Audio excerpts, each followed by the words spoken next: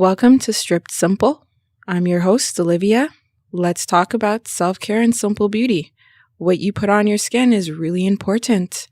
I'm going to give you some ingredients, and what you do with them is up to you to decide. Mix and match as you desire. You are your own alchemist. Simple care, simple ingredients, simple beauty.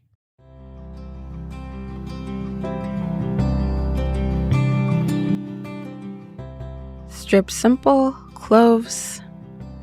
I am actually really fond of this one as well. I feel like I'm starting to say that about all of them, but I did curate this list based on things that I thought were usable by everyone for their various points of self-care, whether that is care for themselves, care for the spaces around them, or care for what they put into their body, because that can be internal, that can be external, that can be surface level.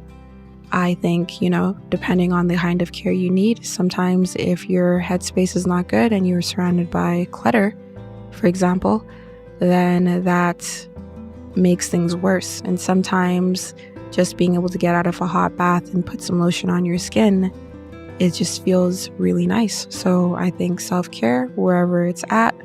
So I think clove is one of them that just kind of touches on every point. So cloves actually come from a pretty tall evergreen tree that is very, very fragrant. It can grow up to 40 feet, and it actually does take 6 or more years to flower. Though most plants, or most trees I should say, don't flower right away, I thought that was an interesting number, or even just that they would look different than they do, the flowers, because the cloves are actually the flowers.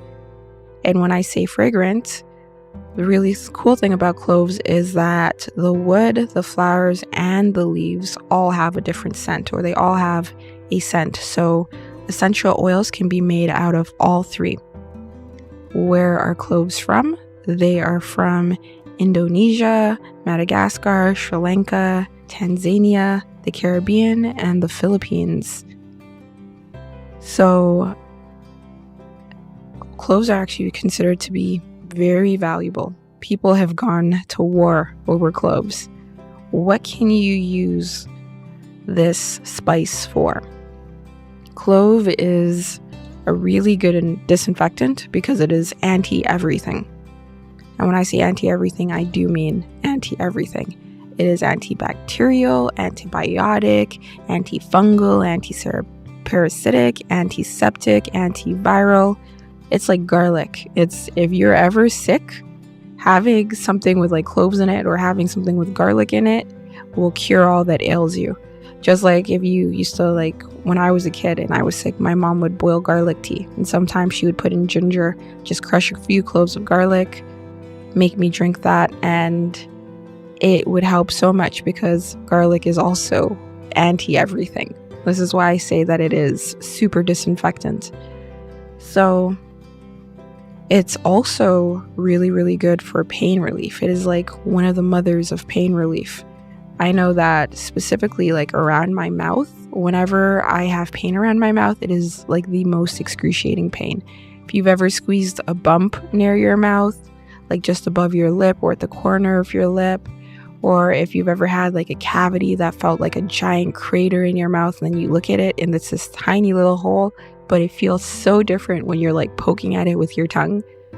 Or like if you've ever just experienced any pain in or around your mouth, it's some of the worst pain. You can't sleep, you can't eat, it's just horribly distracting. So cloves they're great for pain relief, and they're also great for healing skin. And even better, they're great for cooking and baking, especially during holiday seasons. I love food. Food is one of my love languages, so I feel like we have the trifecta here. You can eat it, it's good for pain, it's good for skin, it's disinfectant, that's more than 3 things, but you get what I mean. It does everything. It's like, what doesn't it do? And emotionally, you can use cloves. They're very good for uplifting and chasing away the blues, so it just lifts your mood. It's really good for fortifying your self-confidence. It just shores up, helps you shore up your defenses, and it also gives you a bit of courage and helps you move forward. And I think everybody can always use a little extra bit of courage, or just, space to process things. So what can you make with cloves? Delicious baked goods, stating the obvious one first. I love rum cake, or black cake. I love bun. I love, you have mulled wine. You can have so many things. You can do liquors with it. You also see it a lot in toothpaste, along with cinnamon flavors. You can see it in mouthwash, especially Ayurvedic toothpaste and mouthwash. You're always going to see clove in there. You can put it in body butters. I've made it so that it can have pain relieving effects. You can put it in muscle balms when you have tense muscles, hair oil, because clove is extraordinary for growing out your hair. It's very helpful for hair growth. You add some peppermint and you add some rosemary in there, and you've got a bomb combination. I think I might have mentioned this before, but always experiment, see what smells you like, see how things turn out.